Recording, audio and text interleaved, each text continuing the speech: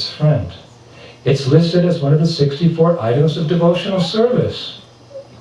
Tired of my long journey, I sat back and closed my eyes, trying to recall my first visit to Udupi. I remembered arriving there after many days on the train. I had gone straight to the temple. Walking inside, I had quietly paid obeisances to the deity, who stood in the altar as a cowherd boy with a staff for herding cows in one hand and a ball of butter in his other. I remembered how an elderly pujari came up to me and kindly recounted how the deity had been carved by Vishwakarma, the architect of the demigods, 5,000 years ago for Rukmini, Krishna's first queen in Dwarka. In time, the deity was hidden in a lake formed by the gopis' tears of separation from Krishna.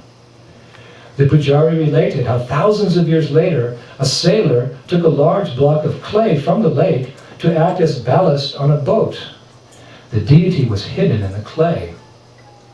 One day, as the ship was plying through the sea near Udupi, a storm appeared and the vessel ran into difficulty.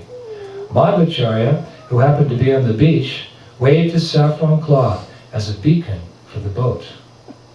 In gratitude for having saved the ship, the captain gave Madhvacharya the clay ballast. When he broke it open, Madhvacharya was in ecstasy to find a beautiful deity of Krishna. Although the deity was very heavy, Madhvacharya, who was an incarnation of Vayu, the wind god, carried him to Udupi, where he installed him in the temple. Hearing the pastime of Udupi Krishna from the pujari increased my appreciation for the deity, and I remember praying fervently to him for the privilege to always be engaged in the Sankirtan mission of Lord Chaitanya Mahaprabhu. I also remembered praying for the protection in the discharge of my duties as a new sannyasi. I was only 29 years old and had been a devotee for only 8 years. I knew that many stalwarts on the path of devotion had fallen down due to the allurement of prestige. As I continued reminiscing, suddenly Sujal spoke up. Maharaj, wake up! We're entering Udupi! Oh, great, I said, rubbing my eyes and sitting up. As we drove through the streets, I took a paper and started writing. Something for your diary? Sujal said. No, I replied, I'm writing a report for Udupi Krishna. Sujal hesitated for a moment. A report to the deity, Maharaj? He said, somewhat perplexed. When we finally arrived at the temple, my heart was pounding. I jumped out of the car and slowly made my way through the thick crowd of people to the exact spot I stood 27 years quickly, knowing I had much time in front of the deity. Standing up, I looked carefully through a small lattice-style window from which pilgrims view the deity. Seeing the Lord's charming form, I exclaimed out loud, "Oh look, he's so charming, he's so beautiful." Collecting myself, I stood up straight and began reading my report. My dear friend, I began, millions of pilgrims come before you each year, so I don't expect you to remember me. I was a sannyasi with an entire life of devotional service ahead of me. Now I'm in the autumn of my life, with just a few short years left to serve you. I stand before you today somewhat embarrassed. I don't feel I've made much progress in spiritual life since we first met, but I'm a devotee, and I hope to be so until the end of time. I'm very grateful that you protected me in my duties throughout the years, and I thank you again and again for the many wonderful opportunities of service to the mission of Lord Chaitanya Mahaprabhu. You blessed me.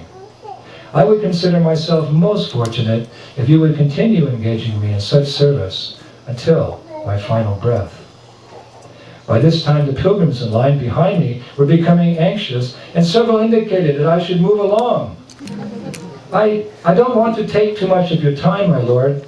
There are other pilgrims waiting, but such moments as these, when a devotee can reveal his heart to you in such auspicious circumstances, are few and far between. Through eons of time, I had forgotten you, but you never forgot me, not even for a moment. Your greatest act of kindness was to lead me to my spiritual master, my Savior, who is kindly teaching me the art of loving you. Please help me to act in such a way that he will always be proud of me. By now the pilgrims were literally trying to shove me away, but I held my ground. Finally, my Lord, I pray that my service to you will gradually purify me of all selfish desires. It is my great hope and my prayer that one day I can return to your abode in the spiritual world and serve you in ecstatic love, in association of your most beloved servants. I offer you my most humble prostrations at your lotus feet. All glories to your beloved Madhvacharya, all glories to my spiritual master, Srila Prabhupada, by whose grace alone I could find you again in this far distant place. As I put the report back in my kurta pocket and bowed down, some pilgrims fell over me. I took it as the Lord's mercy upon me. As Sujal and I walked back to the car, I told him the visit felt like an important milestone in my life. I had forgotten about this special part of India, I said, and I'd almost forgotten an old friend. But as always, the Lord makes arrangements to give us darshan of his lotus feet again and again. Quote, Sakyam, making friendship with the Lord, is the 8th limb of bhakti. As a friend of the Lord, the devotee is always attentive to take care of the Lord's needs. Sakyam refers to the attachment and friendship a devotee develops towards the deity. Jaiva Dharma by Srila Bhaktivinoda Thakur, Chapter 9, Part 7. Hare Krishna.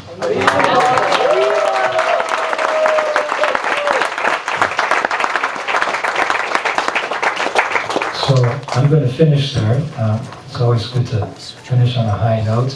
And those are my enter feelings and sentiments. And we had such a wonderful kirtan, nice prasadam. So I'll conclude there. We have 3 or 4 days altogether, and I'm looking forward very much to your association. Thank you. Srila Prabhupada ki jai. Indradyumna Maharaj ki jai.